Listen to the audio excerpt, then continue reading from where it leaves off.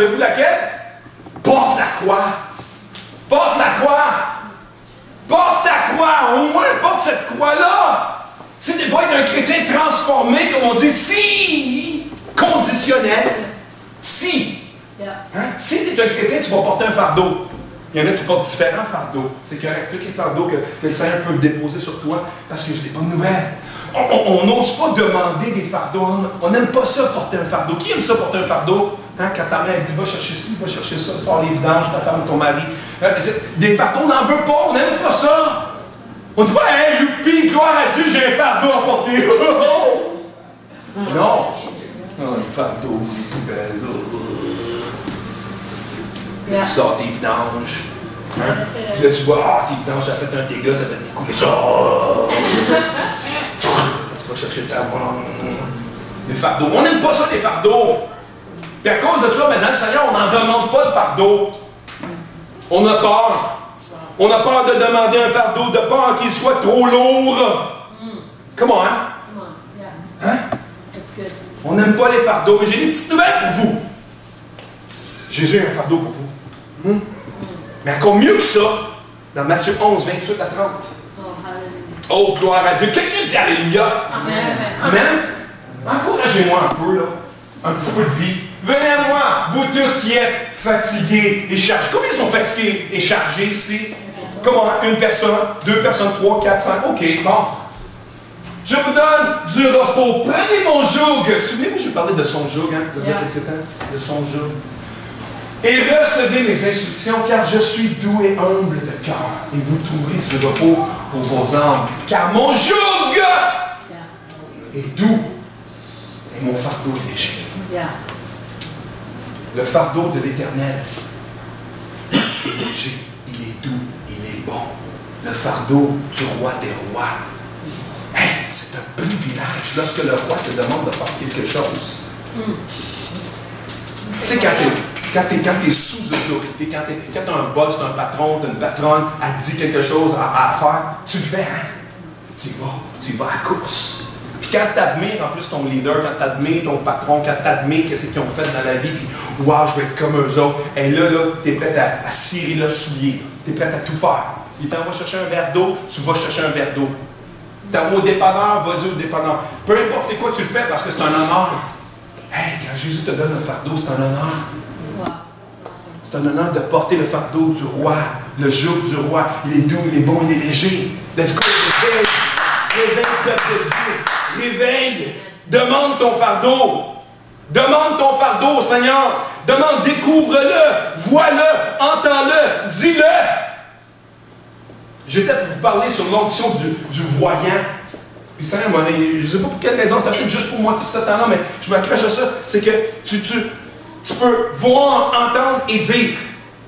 Tu peux seulement dire ce que tu as entendu, ce que tu penses, puis souvent ce que tu penses, parce que tu l'as vu. Il y a quelque chose qui t'a influencé. Yeah. Vois, entends et dis-le. Amen. Tout ce que nous avons à faire, c'est porter Jésus à Jérusalem. Dépose tes fardeaux au pluriel et prends son fardeau au singulier. Wow. Son fardeau. Un fardeau, pas plusieurs fardeaux. Le fardeau du roi. Tu as une mission. Ça me fait penser en tête quand un roi envoyait quelqu'un. Dieu avait parlé à plusieurs prophètes et il dit cours. Et ne t'arrête pas. Tu as une mission. Tu as une mission. J'ai entendu dire, je ne sais pas si c'est vrai, peut-être Alain pour vérifier ça, mais j'ai entendu dire. Tu sais pourquoi que les Juifs, ils marchent tout le temps? Ils sont one track, one mind. Et vite et rapidement. J'ai entendu, je ne sais pas si c'est vrai, mais c'est peut-être juste une tradition. Mais ils marchent dans une direction rapidement parce qu'ils ont un but, une vision, une direction, un but à atteindre. Dérange-les pas. Il ne faut pas gaspiller ton temps. Mais bref, je pense que ça parle spirituellement. Quand Dieu te donne quelque chose, il te donne un fardeau, il te donne une mission, fais-le, accomplis-le. Vas-y, ne sois pas distrait. Puis c'est drôle, je disais dans mon temps de prière, dans le temps de dévotion, dans les livres de rois, où il y avait un prophète que, on lisait ensemble un matin, puis on était comme vraiment surpris que Dieu avait dit à un prophète, je ne me souviens pas de l'histoire exactement, mais il avait dit au prophète, il dit, va, et ne t'arrête pas, mange pas là. Oui, c'est ça. Et puis il y avait un faux prophète qui est arrivé et dit, ah, viens manger avec moi. Puis là, c'est ça, il voulait le voir, mais c'est parce qu'il n'aurait pas dû. Le Seigneur avait déjà donné. Puis là, le faux prophète, l'autre prophète qui voulait le voir, il dit, ah, mais Dieu m'a dit, mais c'était pas vrai. Parce que la parole a dit, c'était pas vrai. C'est un mensonge. Puis là, le prophète a dit, il s'est dit, ah, c'est un prophète, je suis un prophète. Ok, on va le dîner ensemble. Il est mort! Puis en plus de ça, l'autre prophète, pendant qu'il est en train de manger, le Seigneur tombe sur lui. Puis là, il dit au prophète qu'il n'était pas supposé d'arrêter. Hey, tu n'étais pas supposé d'arrêter, tu n'étais pas supposé de manger ici, tu étais supposé de t'en aller. Du prophète qui l'avait invité. Puis il est sorti sur son âne. Puis un lion est venu sauter sur le prophète. Et le prophète, il est mort. Je ne la comprends pas tout à fait, mais il y avait un lion, il y avait un âne, et puis il y avait le prophète mort. Il y avait des passants qui voyaient le lion, l'âne et le prophète mort. Le lion ne bougeait pas, l'âne ne bougeait pas. Il n'a pas mangé l'âne. Il n'a pas mangé l'âne? Il n'a pas mangé le prophète? Il l'a juste tué. Interesting. Alors, il ne faut pas avoir peur de demander. Hein? Seigneur, prends mon orgueil, prends mon arrogance, prends ma fierté, prends ma vanité, et tralalalala. On pourrait tout ajouter des choses à cette liste-là. Prends tous mes bagages, prends mes fardeaux de ce monde et dépouille-moi de ce monde et revêt-moi de Christ.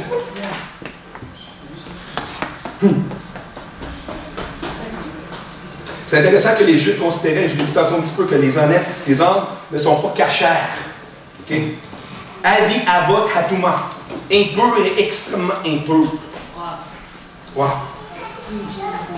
Des fois tu crois, nous croyons, qu'on est trop impur pour être utilisé. Mais n'oublie pas. Il faut que je le dise deux fois parce que quand tu l'entends juste une fois, tu ne le saisis pas vite. C'est que dans l'Ancien Testament, les choses impures rendaient les choses pures impures. Je répète. Les choses impures rendaient les choses pures impures. C'est pour ça que les pharisiens, les sadduciens, toute la gang de religieux, ils ne touchaient jamais à des morts, ils s'éloignaient. C'est pour ça que le docteur de la loi, quand on passe à côté du malade, le samaritain, sur le gars sur la route, là, oh, c'est impur, c'est sale. Parce qu'il ne voulait pas devenir impur. Mais dans le Nouveau Testament, maintenant, c'est renversé. Les choses impures deviennent pures par celui qui est pur, qui touche l'impur. Hein? Comme Jésus a touché le lépreux. La femme avec la perte de sang, elle était impure, elle n'avait même pas le droit d'être dans le public. Elle n'avait pas le droit. Elle était impure. Elle a osé toucher le roi, elle a osé toucher Jésus, mais parce que lui, il était pur, elle est rendue pure. Une distinction.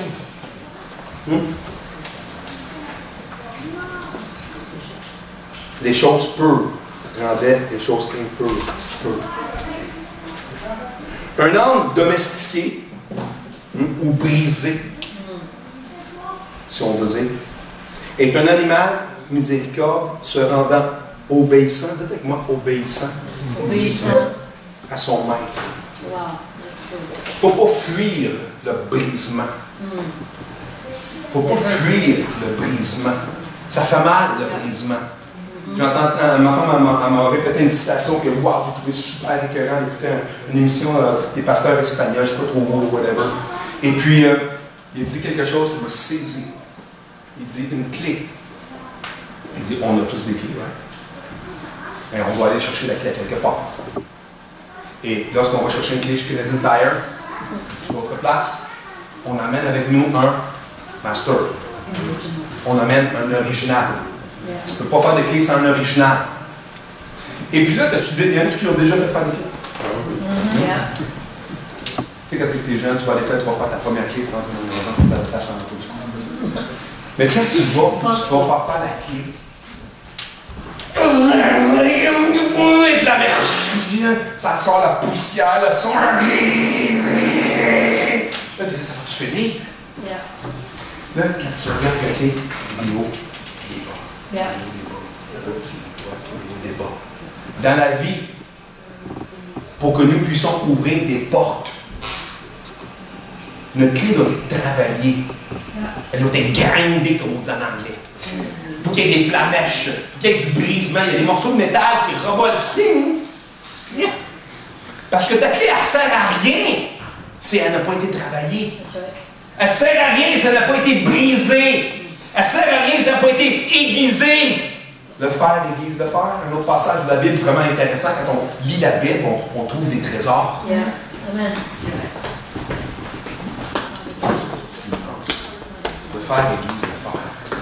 Le brisement. Le brisement. Le brisement. La clé, c'est brisé. Et lorsque la clé est brisée, travaillée, ondulée, gravée, regardons ça, elle ouvre une porte maintenant. Puis là, on se demande pourquoi, en tant que chrétien, on n'est pas capable d'ouvrir des portes. C'est parce qu'on ne se laisse pas travailler. On ne se laisse pas mouler. On ne se laisse pas corriger. On ne se laisse pas enseigner. On n'est pas enseignable. Un chrétien qui n'est pas enseignable n'est pas un chrétien. Yeah. Parce qu'un chrétien qui n'est pas enseignable ne peut pas devenir un disciple. Parce qu'un disciple veut apprendre de son maître. Oh, come on. Amen. Come on. That's really good. If you don't like it, man, I love it. I just love it. Yeah. I love it. I love it. I love it. Lord, use me. Yeah. Vous savez quoi? Des fois, c'est dur, les pasteurs. D'autres fois, c'est comme... Des fois, c'est le fun de dire. Parce que moi, j'entends toutes les bêtises et les sottises de tout le monde. Mais si on écouterait, si on serait enseignable, Yeah. si on deviendrait des disciples de Christ, si on deviendrait un âme soumis, obéissant, Yeah. savez-vous quoi? On va porter la gloire de Dieu. Yeah. Amen. Imaginez-vous cet âme-là. Je ne sais pas si vous vous souvenez, lorsqu'on était enfant, il y avait une bande dessinée de temps de Noël. C'était l'âme. Il y avait un âme. Il y avait plusieurs histoires, mais je me souviens en particulier quand j'étais tout jeune. Il me faisait pleurer tout le temps. L'âme qui disait, ah, je suis bon à rien, justement. Puis là, quand le maître était venu chercher, l'âme était plus fière parce qu'il portait Jésus. Tu sais. C'est comme un petit peu l'histoire de la souris et l'éléphant. La souris marche sur le pont, puis le pont tremble. Wouhou! Hey, t'as-tu vu, on fait trembler le pont! Yeah. C'est pas la souris qui fait trembler le pont, c'est l'éléphant qui fait trembler le pont. Wow, il faut devenir un homme. Puis pas un homme têtu. Il faut devenir un homme. Un homme soumis, miséricordieux, obéissant. Tu vois, Dieu utilise même un homme. Yeah.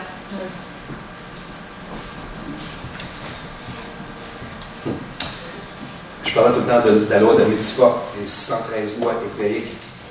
Il y avait une loi là-dedans que c'était la loi du premier-né. Alors ça, on va tourner là, parce que c'est vraiment intéressant. Exode 34, 20. Exode 34, 20. Tu rachèteras avec un agneau le premier-né de l'âne. Et si tu ne les rachètes pas, tu les briseras la nuque, tu rachèteras tout premier-né de tes fils. Et l'on ne se présenterait point à vide devant ma face. Mais ce que je veux souligner ici, c'est que, premièrement, l'agneau, c'est qui? C'est Jésus. Yeah. Okay? Tu rachèteras avec un agneau. Nous avons été rachetés. Christ a payé le prix et versé son sang pour nous. L'agneau, le premier-né de l'âne. Et si tu ne le rachètes pas, tu lui brises la nuque. Mais ce qui est intéressant, c'est que l'âne était protégé par une loi du rachat. On ne pouvait pas tuer l'âne. Puis si tu ne le rachetais pas, il fallait que tu rachètes l'âne. Pourquoi? Je me suis posé la question parce que je vous ai dit tantôt que l'âne est précieux. L'âne travaille fort. L'âne, les pauvres avaient un âne. Il y avait toutes sortes de raisons différentes, mais je crois que c'est pour cette raison-là, je crois que c'est très symbolique. Puis c'est pour ça que je dis qu'il faut lire entre les lignes. Il faut lire entre les lignes. Il faut lire entre les lignes. Jésus est venu chercher un âne.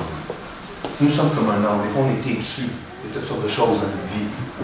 Mais Jésus, il y a toutes sortes de petites conditions, de petites clauses très intéressantes dans la parole de Dieu. Il protège l'âne. C'est trop, il protège l'âne. L'âne est à la chair. Moi, je pleurais devant ça.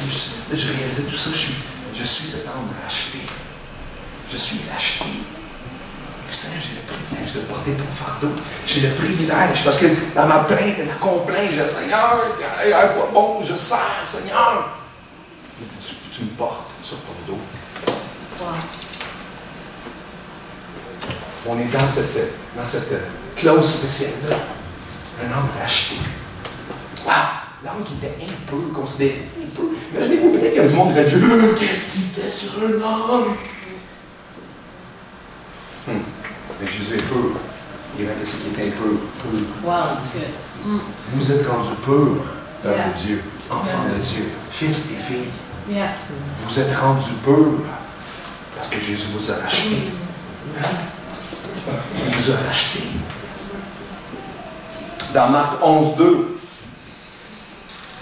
tournez avec moi. Jésus en leur disant, allez au village qui est devant vous. Dès que vous y serez entrés, vous trouverez un anon attaché sur lequel aucun homme encore assis. Détachez-le Yeah. et amenez-le-moi. Encore une autre version dans Marc. Mais la fait intéressant là que j'aime, c'est aucun homme ne s'était assis sur cet homme-là. Yeah. Bon, c'est sûr, c'est un nouvel animal, c'était un anon. Mais le parallèle avec moi, là, je crois que se trouve dans 2 Corinthiens 5. Toutes choses anciennes sont passées. Yeah. Je disais tantôt que l'âme qui est attachée, liée, Jésus vient de délier. Nous sommes déliés parce que nous avons accepté Jésus dans notre vie. Nous sommes maintenant des nouvelles créatures. Donc, si je suis une nouvelle créature, je n'ai jamais rien porté, right? Tout le passé est effacé. Tout le passé est effacé. On a de la misère à accepter ça, on a de la misère à y croire. Mais tu n'as plus de fardeau, là. Tu n'en as plus parce que tu es vraiment chrétien, parce que tu es vraiment né de nouveau. Si. Hein? Tu es vraiment. Donc, les choses sont passées et maintenant tu es devenu comme cette âme qui n'a jamais rien porté à part de Jésus. Tu portes Jésus. Ton premier travail, c'est de porter Jésus. Oh, glory.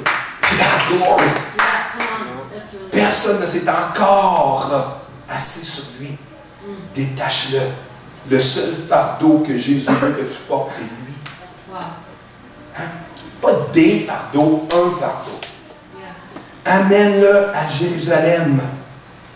Porte-le. Porte-le dans ta ville. Porte-le à Montréal. Porte-le chez toi, parmi ta famille, ton frère, ta soeur, ta mère, ton père, Yeah. tes collègues. Porte Jésus. Porte ton fardeau. Le fardeau. Porte la bonne nouvelle. Porte le Messie. Porte la révélation. Laisse toute ta vie passer derrière. Toi, sans souci, car Jésus t'a choisi. Amen. Hallelujah.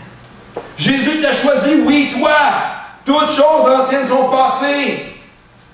C'est un honneur de porter Christ. Amen. C'est un honneur de porter Christ. Quand je regardais les informations sur l'âme, il y a même une tradition religieuse qui veut qu'il y ait une certaine espèce d'âme qui a une croix blanche sur le dos. Dans la tradition, ça aurait été cette âme-là qui était porter Christ à cause de la marque de la croix sur le derrière de l'âme. Wow! Est-ce que tu es prêt à porter la marque de Christ? Wow, that's good. Es-tu prêt à porter la marque de Christ? That's good. C'est Dieu qui a la carte maîtresse. C'est Dieu qui a la clé maîtresse. Yeah. Mike, il faut que tu sois travaillé. Il faut que tu sois brisé. C'est à l'Église qu'on est brisé, les amis. La parole de Dieu, pas exclusivement l'Église, mais la parole de Dieu nous brise. Yeah. Mais pour ça, il faut la lire. Amen. Pour qu'une révélation devienne une révélation, tu dois l'apprendre. Tu dois la vivre. Tu dois la dire. Tu dois la voir et l'entendre. J'étais à l'hôpital dans le temps que ma belle-mère était à l'hôpital, puis on était dans l'hôpital juif. On s'est entendu qu'il y avait beaucoup de juifs qui étaient là. Et j'observais un juif qui ne s'applique pas sa tête. Puis il lisait la Torah. J'observais, je le regardais aller. Puis eux autres sont appelés à l'apprendre par cœur.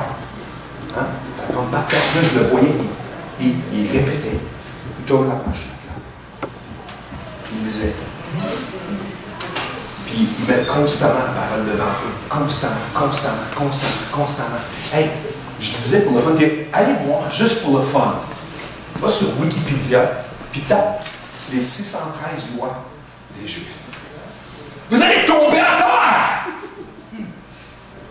Vous allez tomber à terre! 613 lois! 613! Puis il y en a là-dedans, ils sont même pas. C'est comme, hein? T'es obligé de faire ça? Incroyable! Juste descendre fais juste descendre la liste. Descends, fais. Le lit. Vous allez tomber sur des choses. Je ne veux pas dire ça en déshonneur de ce qu'ils vivent. Ce que nous, on considérait ridicule, impossible. Mais on est plus sous cette loi-là. Mais il y avait l'esprit de la loi. L'esprit de la loi, c'est si tu es en amour avec Jésus, tu vas faire le bien. Hein? Tu vas faire le bien. Faites le bien. Faites le bien. Wow! Ça, pour moi, c'était une révélation. C'était une compréhension que malgré que je croyais que j'étais un homme inutile, le Seigneur ne m'a montré que tu n'es pas un homme inutile, tu es un homme très utile. On est tous des hommes. Il y a une personne qui m'avait écrit qui disait ok, je vais apprendre à comment sortir l'âme de moi. Ben, c'est sûr parce qu'il n'avait pas compris, il n'avait pas saisi le message. J'avais fait exprès parce que je piquais la curiosité. Mais t'es-tu un homme ou t'es-tu un homme? Oui, je suis un homme. Je suis fier d'être un homme pour le Seigneur. Je suis fier de porter le fardeau du roi des rois, le Seigneur des seigneurs. Et vous devriez l'être aussi. Pas d'être un homme têtu, mais d'être un homme qui va porter le roi des rois, le Seigneur des seigneurs. Toutes les petites nuances de la parole de Dieu sont extraordinaires pour nous donner à une manière de disciple de Christ, d'être dans l'amour. Puis là, de mon temps de prière, je dis merci Seigneur. Parce que c'était une réponse. Il venait me réconcilier à lui, me réconforter, me tenir dans ses bras d'amour. Wow! C'est bon. Mais vous pouvez seulement avoir le privilège, ce privilège-là. Puis je veux, la Bible a dit qu'on doit amener la jalousie aux gens. Dans le sens de, je veux vous rendre jaloux de ma vie spirituelle, dans le sens que, lui il touche Dieu comme ça, je veux toucher Dieu comme ça aussi. Il veut nous amener la jalousie. Puis nous, les chrétiens, on est appelés à nous la jalousie dans le cadre des Juifs. Parce qu'eux n'ont pas saisi encore le Messie. Et lorsqu'ils voient en nous, lorsque le monde voit en nous ce que Christ a fait pour nous, ils vont la curiosité piquée. Pourquoi lui, elle a du succès? Pourquoi tu as une bénédiction? Pourquoi de la santé? Pourquoi de la famille? Pourquoi il est encore marié? Pourquoi son mariage a si bien de ça?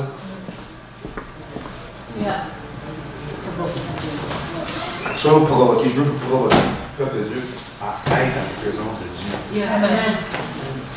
Parce que, sans ça, on va nulle part. On va nulle part, ça ne sert absolument rien. Je suis tanné de voir une église qui n'est pas en vie. Plusieurs d'entre nous le sont, il y en a d'autres qui le sont moins, il y en a d'autres qui sont morts, malgré qu'ils sont à l'église. Il y en a qui trouvent toutes sortes d'excuses, toutes sortes de raisons. Il n'y en a aucune de ces raisons-là qui sont valables pour ne pas servir le roi des rois. Aucune. Nous sommes appelés à porter Christ. Nous sommes appelés à s'ouvrir le royaume de Dieu en tant favorable ou non.